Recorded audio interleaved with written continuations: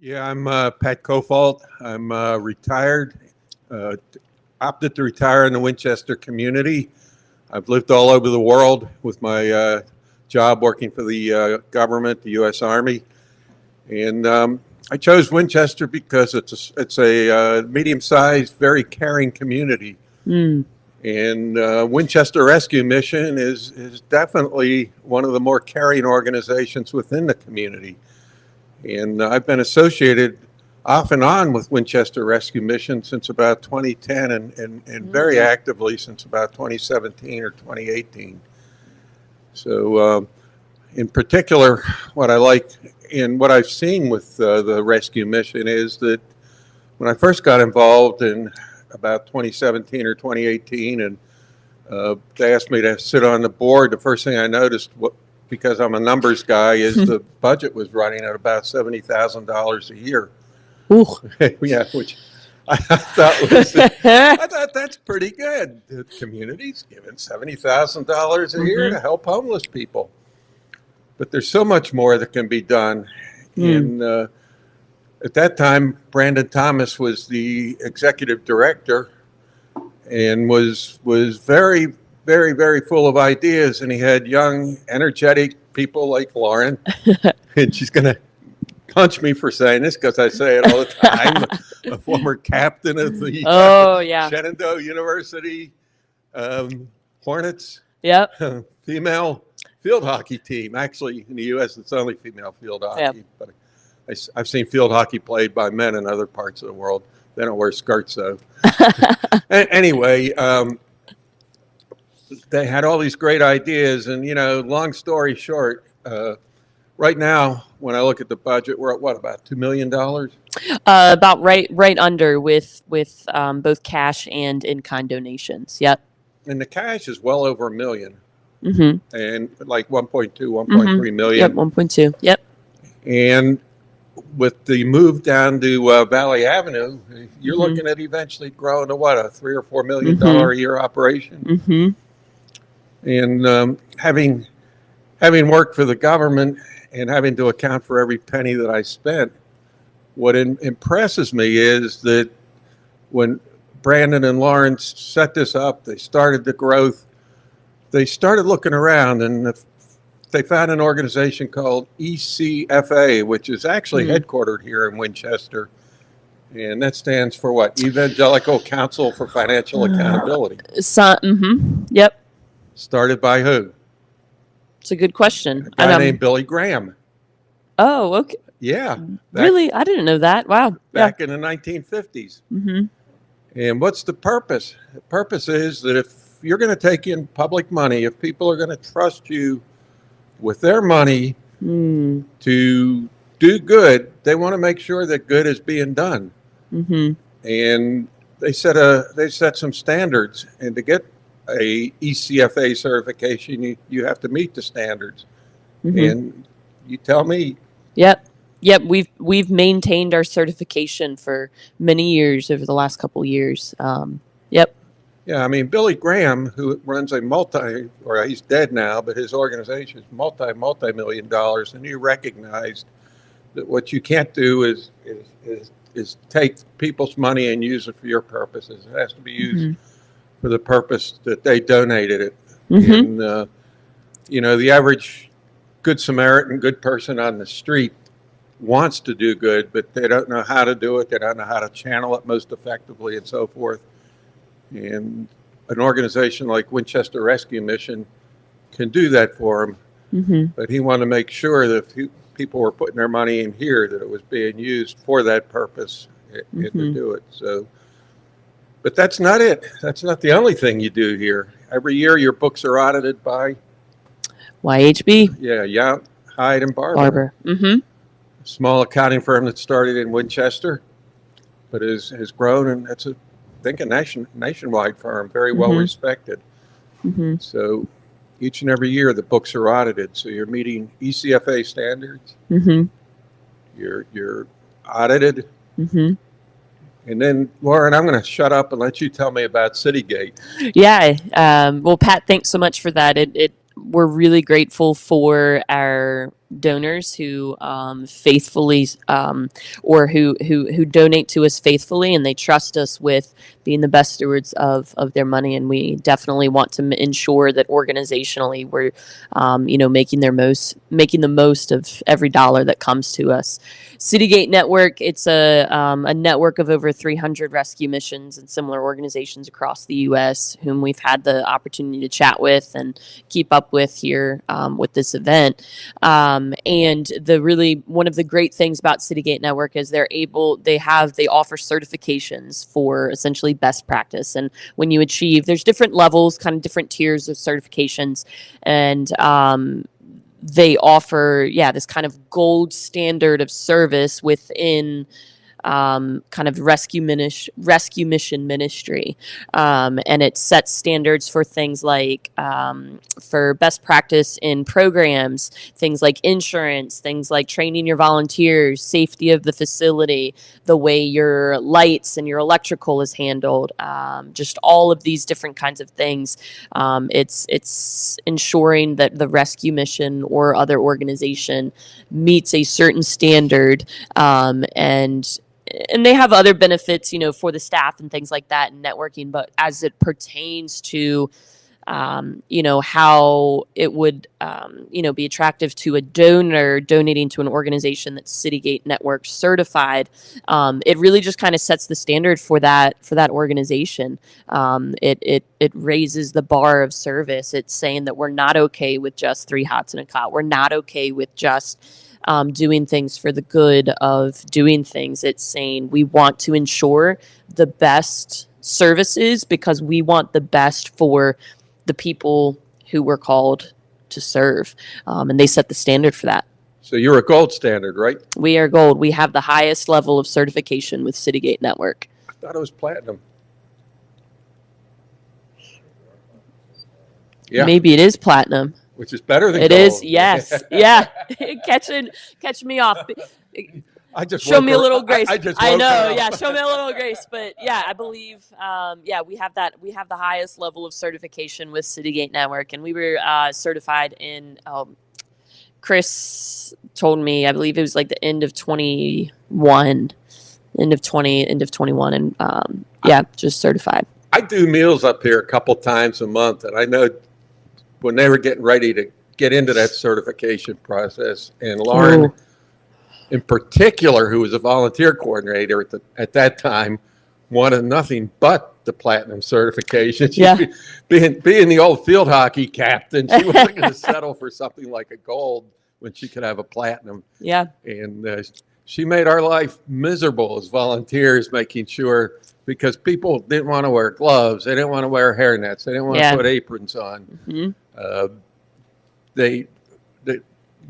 Her point was at any time somebody from Citygate could come through and take a look at the place. Yeah. And, I think the first time you shot for the platinum, you made it. Yep. Which is highly unusual. Mm-hmm. Yeah, we're also Guide Star Platinum, which is. Mm-hmm. Mm-hmm. Yep. So ECFA certified Guide Star Platinum, which is any 501c3, I think, can go for Guide Star, which is another great benefit, great work that we do, and you have to meet certain credentials for that. But Citygate Network, there are different tiers, and we are that highest tiered certification. So 501c3, what is that? 501c3 is a term within the IRS and the government, and we are tax exempt. And so when you donate to a 501c3, that dollar amount is tax exempt. There's a couple different ways that you can give and to that. And in fact, Pat, you're on our development committee, and so you've been privy to a lot of those conversations as far as different ways to give. And some of the newer ways, like I think one of the most common ways to give is people just think writing us a check, which is great, or giving cash, which is great, giving online, but some of the other ways that we have developed and expanded in giving is the ability to receive stock gifts. And that's been a really powerful tool that we've used, particularly in our capital campaign, which we haven't talked a lot about. But when it comes to, the progress in Valley Avenue, we've been able to raise funds a good bit in receiving stock gifts. And we can do that both for operational costs, so just keeping the lights on and making sure our programs run here, but receiving stock gifts is a great opportunity as well. So I know that you've been privy to some of those conversations in our development committee. Yeah, haven't we made a decision when we get stock that we liquidate it and get it into investments or into accounts, with the idea being that we can't really, sometimes when we get the stock, sometimes it might be into companies that aren't necessarily in complete compliance with what we're trying to do here at the mission. So we want to eliminate those types of conflicts and get the money into banking accounts. Yep. So anytime that we receive a stock gift, the majority of the time, I know, I'll have a conversation with the donor or something like that. And so I know where they want that gift designated to. So every time that we receive a stock gift, I get a personal phone call from we bank with Bank of Clark. I get a personal phone call from them. They let me know about the gift, and I say I need you to immediately shift it into our operational, or I need you to shift it into our capital campaign. And we do that because we're not in the business of investments and stock exchange and things like that. I mean, every dollar that is donated goes directly, almost immediately, to our programs. If it's capital campaign, there's a pretty quick turnaround time with that just because of how quickly we're progressing, but with the project. But yeah, we turn around and make very quickly make every use of that dollar as quickly as we can. Is it fair to talk a little bit about the capital campaign and what that's all about? And then maybe a little bit later about operational and some thoughts on that. Yeah. So we shared a little bit earlier this evening or yesterday, earlier in the show. Yeah, earlier in the show, about 13 hours ago, sometime within the last 13 hours, about Valley Avenue. We've had the building, we've had the property for about 2.5 years now. We signed a contract with Key Construction late summer of last year, and we've really been progressing with that. Our total capital campaign, our goal is 4.5. Hefty goal, but really that will allow us the opportunity to not only create a new program, a year-round emergency shelter, but also expand our current women's facility. And there'll be a couple physical moves of our programs. We're going to shift our men over there, but we'll be able to open a new year-round emergency shelter, and then that will then allow us to expand our women's program. So 4.5, hefty goal, but it'll allow us to have essentially a brand new building. There's so much renovation, heavy renovation, and new construction going on over there at Valley Avenue.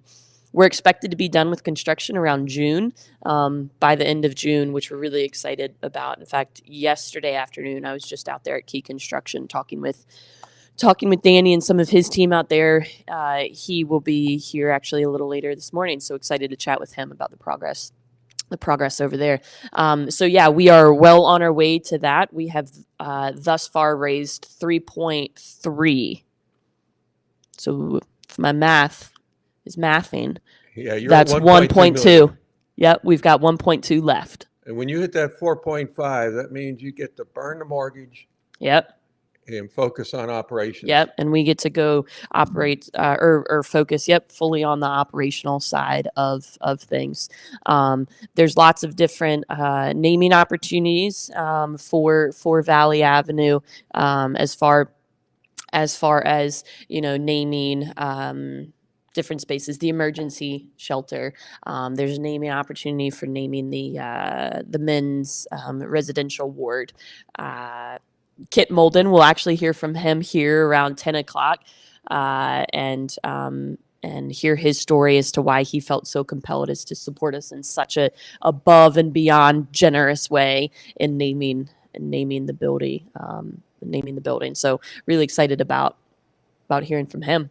Yeah, I'm so excited about Kit. And and his father, who was for want of a better term, he was an entrepreneur who did a lot of real estate development in Winchester and really focused on getting at-risk people into housing so that they could establish housing, build wealth, raise families, and so forth. And so I think this is a wonderful way for Kit to honor his mom and dad, who were so instrumental in building up the Winchester community and building a strong, vibrant, working and middle class within Winchester. And it really fits with the goal of the rescue mission, which is to get people back on the road and on that path to get to that kind of life. So that's terrific. Now we're at what, 1.2 million short? 1.2 left. So really, you're looking at people to come in and make a pledge if they would pledge to even donate $350 a year for 3 years, which is what, $30 a month over a period of 3 years. And if you got 1,000 people to do that, you'd probably get, my math is right, you'd probably get close to your 1.2 million. I'm going to rely on your math here a little bit more. And I could be off. It's like 5 in the morning, but this is a commitment to make a pledge to get an operation off the ground. But and what that'll do is that means that when that mortgage is burnt, that means when you contribute money to the rescue mission, we're not paying interest on an existing mortgage. That money goes to pay for the running of the mission and improving people's lives. And if you're going to make a commitment to get on the capital campaign, you might want to think about making continuing commitment to every year, not just when you think about it, writing a check, but rather just say every year I'm going to give $100, $500, $1,000, $5,000 a year to the mission. And there's a lot of different ways of doing that. Payroll deductions, you can work through that. The other way, if you're older and you've got retirement accounts and you have to take a required minimum distribution, what they call an RMD, any money that you donate to charity out of your RMD, you don't pay tax on. So you can think about talking either to your financial advisor, or if you handle your own finances, just looking at that and doing contributions out of your RMDs. And I know there's a lot of people like myself who've retired in Winchester because it's a great place to live. So that's another possibility. But it's to do what Lauren and her team want to do here at Winchester Rescue Mission, it's going to take $3 to $4 million a year after they get up and running in a new building. So if we're talking about money, why don't you tell them what they're going to get for that money? So as you guys know, Winchester Rescue Mission is just so much more, and I don't love this term, it's so much more than just a homeless shelter, right? A homeless shelter kind of paints the picture of it's simply just a place to sleep. It's simply safe shelter. You might have 3 meals a day, right? The idea of 3 hots in a cot. It's so much more than that. We believe in really we believe in a very wraparound, holistic approach to solving homelessness, even on an individual basis. And so when you invest in Winchester Rescue Mission, you are investing in safe shelter. You are for individuals who are experiencing homelessness. You're investing in providing meals. Pat mentioned that he has come in and he's helped serve meals. We rely on volunteers to help prepare and serve meals every night of the week, every week of the year. You're investing in, providing, ensuring that people are well nourished and taken care of with food. You're investing in individuals' ability to access case management and navigate the resources that are within the rescue mission. We offer classes here at the Rescue Mission. I mentioned earlier, we partner with Shenandoah University in so many ways. They're physical therapy students. occupational therapy students, nursing, pharmacy, PA students. They'll come in and they can help lead different clinics and classes. We partner with different banking institutions who've come in and they've led classes in financial literacy and financial management. The Laurel Center, right across the street from us, comes over and they lead classes in things like healthy communication skills and healthy relationships. And there's just a plethora of other organizations, other businesses that come in and invest, who are the experts in their own fields. They come in and they invest their time to the individuals who stay with us here. So when you donate, you're not just donating to provide shelter or provide a meal. You're donating really, you are investing in life transformation that can happen here at the rescue mission. It's so much more than a homeless shelter. It's so much more than that, because we're not just addressing homelessness as a lack of housing. We're addressing homelessness from a very holistic perspective. Sometimes we've talked about this, in different ways and different levels, but you're also, from a business perspective, you are investing in the future workforce. A couple of our residents and graduates have come in and shared their story. One of our graduates, he's working at Monoflow, Ron Bailey, he came in and he shared his story. And Ron stayed with us for a little over a year, maybe 18 months, I believe. And he's now a manager in Monoflow. You heard from one of our other residents, and he's now employed. When you invest in the rescue mission, you are investing in our future workforce as well. Yeah, I'm thinking of Ron. I mean, maybe 5-6 years ago, people looked at him on the street and probably saw him and said he was expendable. Yeah. I wish he'd go away. I wish he'd move to another town. I mean, yeah. He makes our community an eyesore. And now he's not only working for a local industry, which is building Winchester, but he's moved into management. And that's what these folks don't need is a handout. They need a hand up. And that's really what they're doing here at Winchester Rescue Mission. And Ron's not the only one. I don't want to name names, but having been in here and working, there's so many people I used to see walking through the dinner line and just talking to them, and now I'll go to the store. I'll see them working there, or I'll see them working in one of the other organizations in town, or a restaurant is working in a kitchen as a cook or something. So they're not only off the streets and not taking public assistance. They're actually paying taxes and supporting the community, and building businesses that are bringing more people into the community and building it up. So it's. This is not an organization that just take people off the street and warehouse them. It's an organization to get people, to build the community. Yeah. That's one of the things that we'll say frequently is Winchester Rescue Mission is not in the business of warehousing people. We're in the business of life transformation. And I believe that wholeheartedly. And we have to approach every day like that. We're not here simply just to get the homeless people off the walking mall. We're not here just to, you called it an eyesore, and I hate that phrase, but really I think some people see it as that, to see, the outcasts and the winos, off of the street. And it's so much more than that. And we're able to create an environment, and we strive to do better every day, to create an environment that really allows people to see their own innate dignity, to dream again, and then, really have the opportunity and have the ability to transform their own life. And Ron is a great example of that. And we've seen that multiple times. Yeah. Yeah. I didn't coin that term, warehouse people. I learned that from Lauren and Brandon. Brandon. Yep. And I think that's a great term. Yeah. And I'm not denigrating the need to just get people off the street, and keep them warm and safe when it's cold or when it's extremely hot. But that's and you will have emergency shelter as you build out the new building. But your purpose is to let them have a taste of this, and then make them want more. Yeah. Or help them. It's not that they don't want more; it's they don't have the confidence to do it. And if I go way back, one of my first jobs, I was washing dishes at a country club outside of Philadelphia. Mm. And we had a hard time finding dishwashers.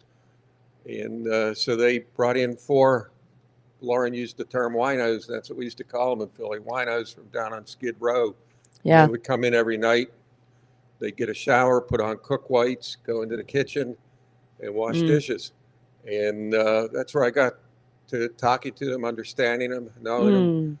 And back then in Philadelphia, for a quarter, you could get into a place called the Family Movie Theater and Mm. spend the night there. And they all had partners.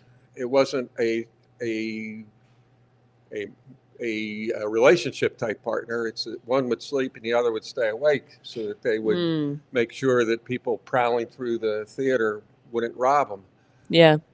I learned that I had to work with the waitresses at the country club, that they brought all the used cocktail glasses to me so I could empty them before they went back to the Mm. dishwashers to get, so they wouldn't drink them. It was Mm.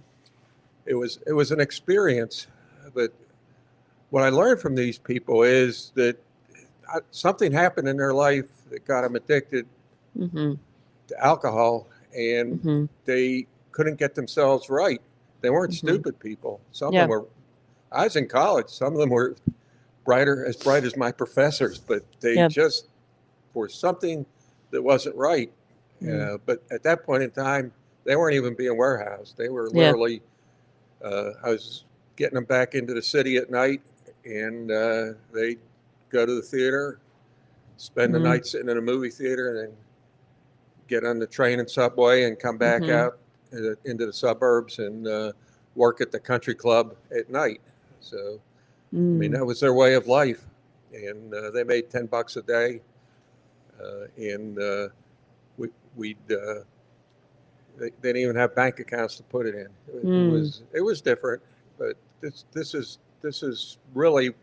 I wish that kind of this kind of organization was there then. Yeah. For these people. Yeah. Yeah. There's we've got good friends up in Philadelphia, and I can't remember the name. It's a rescue mission up there. They're one of the oldest rescue missions. Is it? Yeah, Philly House, and it was previously called Sunday Morning Breakfast. Yep. And yeah, grateful for the work those guys do up there. They're men's only facility, but yeah, they just do absolutely. I saw great work. YouTube on that. Yeah. Yeah. They're up in the North Philadelphia area, as I recall, Mm-hmm. which is they call that the Badlands up there. Yeah. Yeah. They have their own local police force with automatic weapons patrolling the streets. Yeah. It's an open air drug market, but that's a rough area to move around in. Yeah, their CEO Jeremy. I had the opportunity to spend some time with him at the CEO summit this past fall, and like he is one of the most passionate guys I've ever met. And yeah, he's got this level of you talk about living in a rough area, but he can hang with them, and just the amount of love that he just kind of shares in the way that he talks. It's really so neat. So grateful that they've got such a great leader up there leading them. But I didn't know that that's what you had started with way back then. That got you started in the well. It made me aware of it. And understanding it, and it's definitely something that gets into people, and I think. It was best described by you and Brandon or no, it wasn't either. It was the guy, I met him at the Substance Abuse Coalition. Mm-hmm. He runs a facility out around White Post. I can't remember the name of it. But anyway, he was telling me it's not the drugs, it's not the alcohol. There's something, a deeper hurt inside of people that people use drugs and alcohol to self-medicate. And they need to find out what that hurt is and why. Mm-hmm. So, yeah, we see that. We've seen that a good bit where, substance abuse can fall under and does fall under like the mental illness umbrella. But so frequently we see where it is used as a coping mechanism.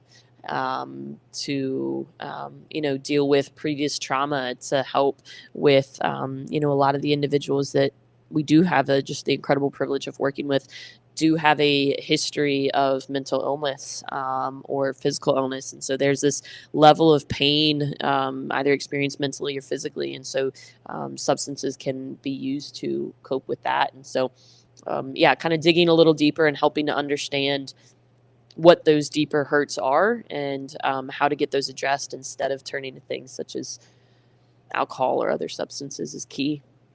What Lauren's hinting at but not saying, and what is unique that I love about her and the mission here, is that how many people do you have in here right now, roughly, residents?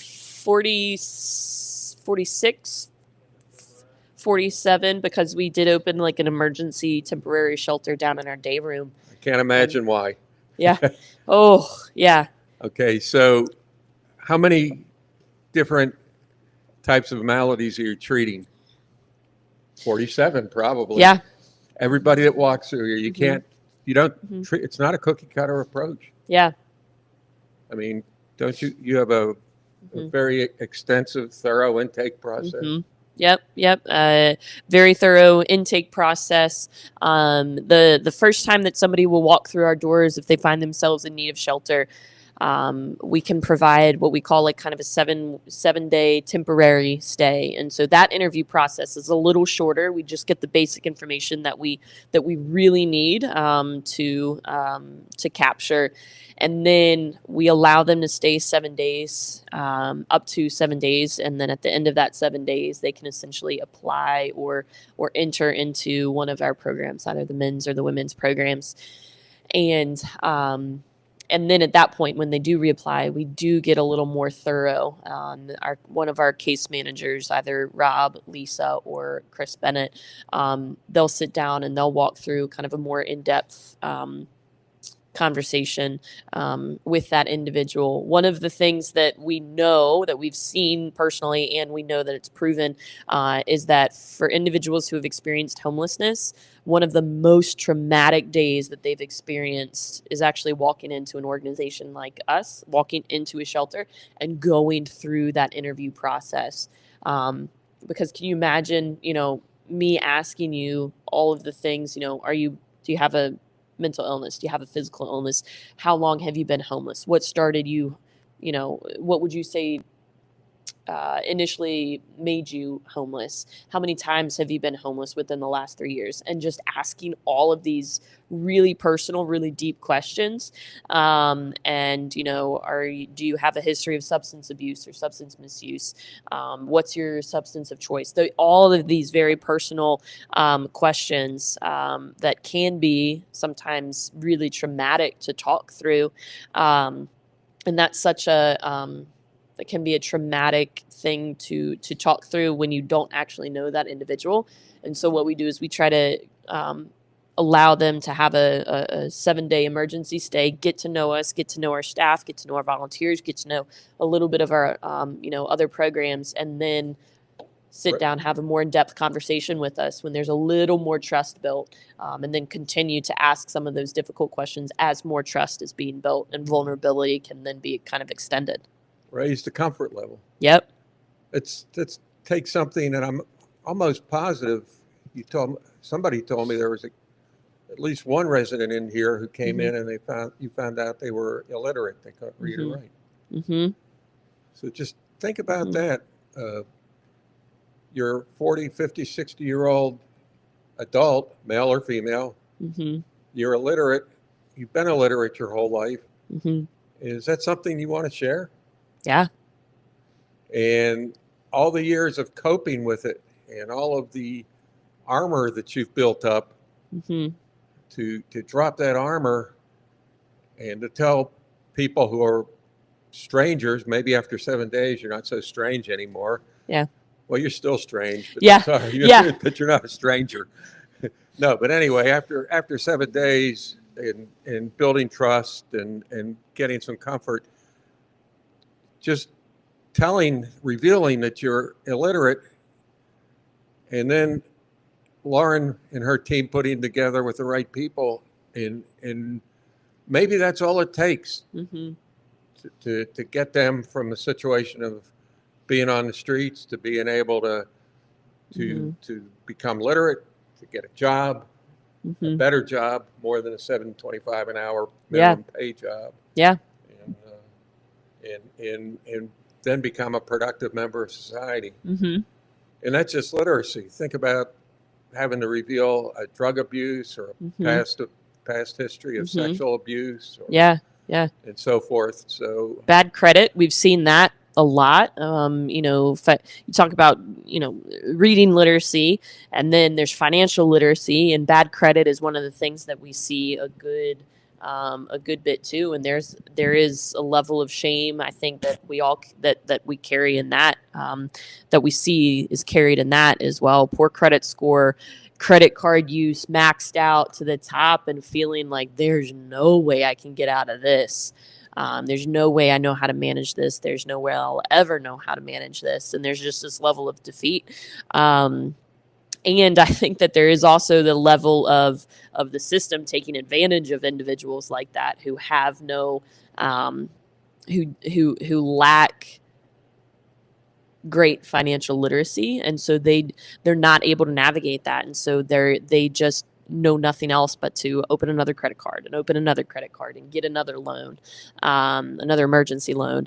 And that drives that tanks people's credit scores. You max out your credit cards, and then when you look for, finding a place to rent, or even, applying for, a mortgage and things like that, that's impossible if you still have that. And like you said, that's only one slice of a very complex pie when it comes to, independence and self-sufficiency and happiness, right? And so we're able to get individuals connected to those resources to help address that. Lauren just hit on it. We talked about 47 people, 47 different things, and I'll bet you almost all of them have more than one issue. Maybe the person that came in here with a literacy issue, that was a one and done, but most of them, it's a mix of different things. One thing leads to another thing, and pretty soon you've got substance abuse on top of credit card abuse, Mm-hmm. on top of maybe a little bit of literacy issues, Mm-hmm. and so each person is their own individual Mm-hmm. situation. Mm-hmm. So that's the beauty here, that they take the time to get to know them. Yeah. And tailor and structure the recovery programs. Mm-hmm. It's not always successful, but yeah, even if you have 1 out of 10 that are a success, that's mm-hmm. that's one fewer person Mm-hmm. that's draining from society and not contributing. Mm-hmm. Yep. Hey, Brian, I don't see us live on Facebook. Are we still going on YouTube? Yeah, I was watching you on YouTube last night. Okay.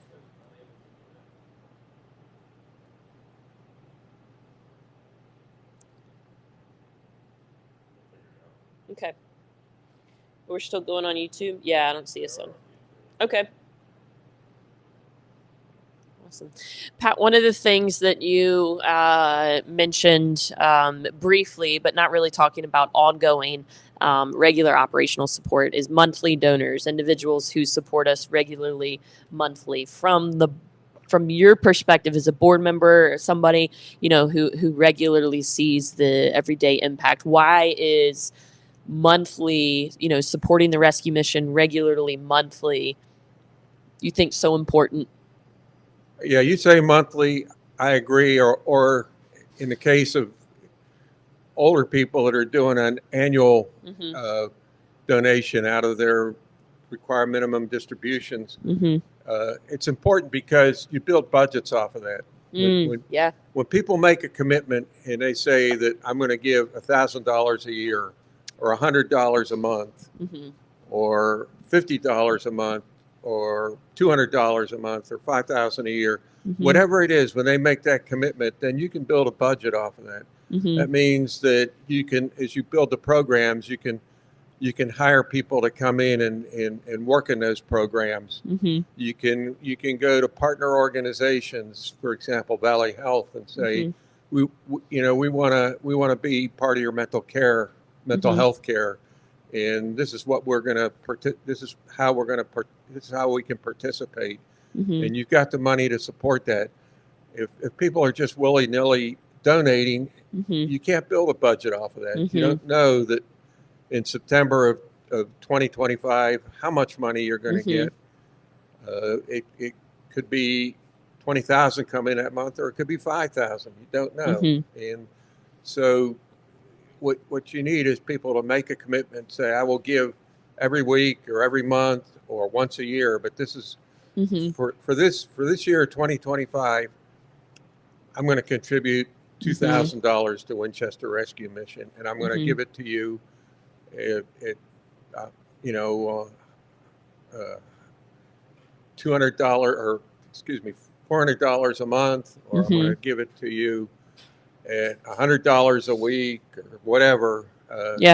You make that commitment, and then the financial manager here at Winchester Rescue Mission, Deanna, can put together a budget based on this kind of income. I'm not saying if you have extra money, don't be shy about giving it to the rescue mission, but more importantly, make it part of your planning. Make it part of your annual financial plan. And when you say, I'm going to do it in 2025, also give a commitment that I'm going to do similar in 26, 27, 28, so that as they build out their budget, they know what they can depend on. Yeah, that's one of my favorite ways that I see people regularly supporting us. Della DeHaven was here. She was the first person that we talked to, and she's a regular monthly supporter of the rescue mission. And you mentioned building a budget, and just knowing that you can count on the generosity of that individual every month or every year, every 6 months. We have some individuals who we know we can count on gifts coming in, every 6 months. And that's really helpful to us because we know we can rely on that, and we know that we can continue to provide these really life-saving and life-transforming opportunities to individuals who walk through our doors regularly. Yeah, make that pledge, make that stewardship commitment to, and let the mission know you're going to get. We'll do that this year, and we'll do it on a continuing basis, because you build budgets. You've got an annual budget you work to, but then you build future year budgets too. And I know you're not going to turn the switch at the end of June and go from a just under a $2 million program to a just under a $4 million program. You're going to do a glide path. You're going to ramp up, and what you need to know, you need to have those kind of commitments that are going to help you make that growth, so that you can get the full potential out of that property on Valley Avenue. Yep, absolutely. So I'll get Brian to drop that QR code with our link to give here on our page. And so that's an opportunity on that link that'll take you to essentially our website, our giving platform on our website. And you will have the opportunity to make a one-time, or I would encourage you and ask you to give a monthly gift. And you've got a couple different options there. I give regularly. I give monthly back to us here at the Rescue Mission. Our board does. I know a handful of other staff members do as well. And really, we're so grateful from on behalf of the team here at Winchester Rescue Mission. On behalf of the board, we're just so grateful for y'all's support, and would just encourage you guys and challenge you all just to continue to do that prayerfully. I just would prayerfully challenge you guys to continue giving. Easiest way to do it is payroll deductions. Yep. You don't miss what you don't see. Yeah. So when you get your net check at the end of on payday, and the money's gone out of there, the only time you know you've given the Winchester Rescue Mission is when you get the thank you letter. Yep. And Lauren, you're going to tell us what kind of plans you have for up on Valley Avenue. Yeah. So when construction is done, which we're expecting around the end of June, and upon finishing construction, what that property will look like is we'll be able to expand a year-round emergency shelter. Right now, we've got capacity for around 23 to 25 individuals between men and women. We'll also then be able to shift where men's program is currently here on Cameron Street over to Valley Avenue. So in Valley Avenue, that'll be year-round emergency shelter for men and women, and then our men's programs with capacity around 26 individuals. Here on Cameron Street, currently we have capacity for up to 10 women. With the expansion, when we fully reach capacity, or when we reach a point where we are able to expand our women's programs, we'll be able to expand from 10 women to upwards of about 25 to 30 women here. So all in all, at full operating capacity between here on Cameron Street and Valley Avenue, we'll be doubling our essentially number of beds, doubling our services, and just really incredibly excited about that. But like Pat said, if we open, initially from day one, we're increasing our budget almost twofold. And so in order to make sure that we can sustainably operate those programs, we are going to have to stage that fundraising, stage the opening of those programs, stage, onboarding staff to ensure that we've got the best quality services for those programs as well. And so we've already made great strides on hiring some great new staff members. So I'm excited to share that with you guys here in the future. So we're just incredibly blessed that God's had his hand in this Valley Avenue project, and just definitely pray that we continue to see his provision in here on Cameron Street, and then there at Valley Avenue as well, and then beyond, because let's be honest, we're looking 2, 3, 5, 10 years ahead. And I mean, we've just seen God's hand in the last 50 some years of the rescue mission's history, and the lives that we've gotten to touch and be a part of. And so I know that that'll be there for the next. Well, you mentioned 25 or 30 women here, 26 on a, what do you call that? A temporary basis. And how many full-time men are you looking at putting down on Valley? Around 26. 26. Okay. So you'd be looking at about 50 full-time residents, and then temporary shelter for another 25. Yep. And you're going to have a significantly expanded kitchen down there. Yep. Really excited about that kitchen. It's going to be really kind of state of the art, brand new equipment. We'll even have a walk-in freezer and walk-in cooler, which we're really excited about. And the kitchen will not only be able to use that for serving meals for guests, but also use it as a training kitchen.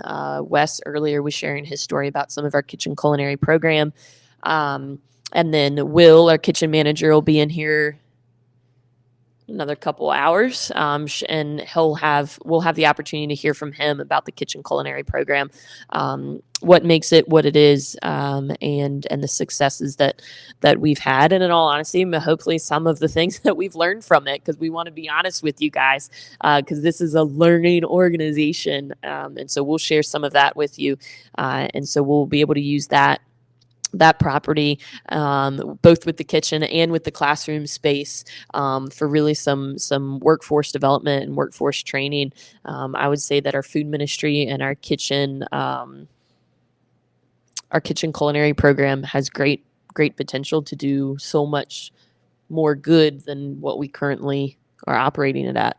Well, I'll leave that to Will. I've talked to him, and I know he's excited, and he's shared some of his ideas with me. So I'll let him. I won't steal his thunder, but you're going to have rooms up there for learning rooms. Yep. You're you're going to expand your partnership with Valley Health, right? Mm-hmm. Yep. Valley Health has just been a absolutely phenomenal partner and supporter of ours, both in some advocacy and just willingness to partner with us and support us. They've got a couple different grants that community impact grants that they support us in, amongst a couple other nonprofits in the area as well.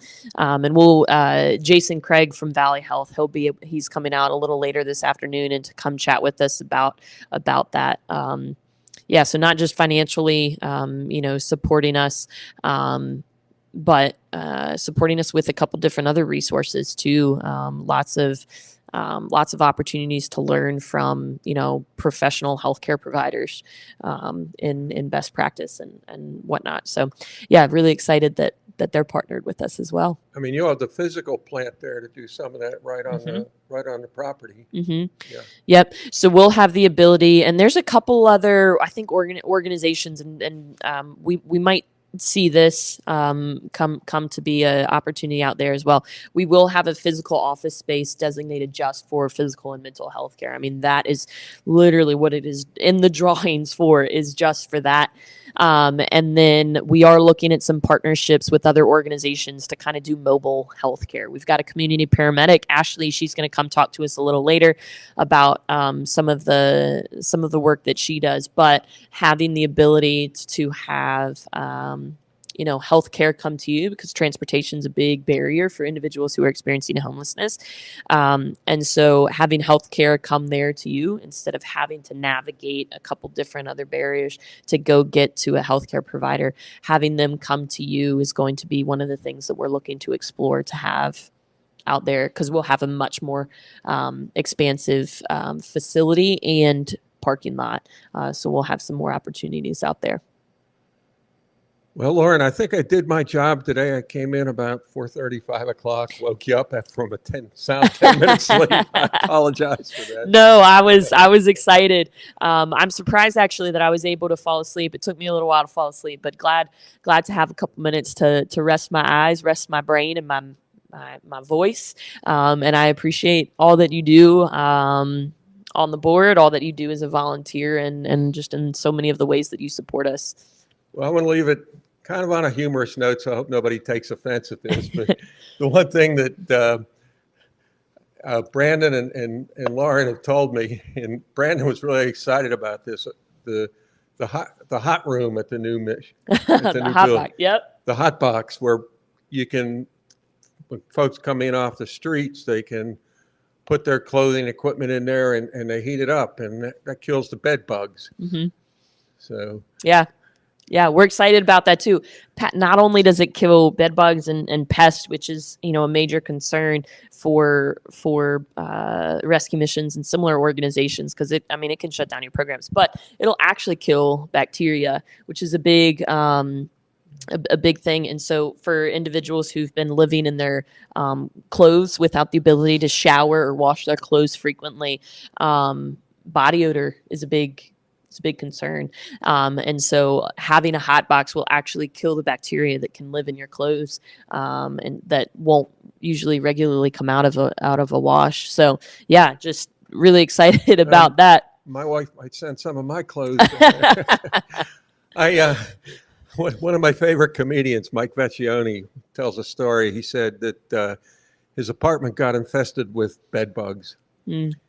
And so he brought in ladybugs. And he said, it's not that the ladybugs drove out the bed bugs or killed them, but they did emotionally drain them.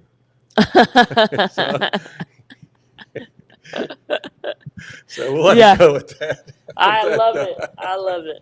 Pat, thank you, sir.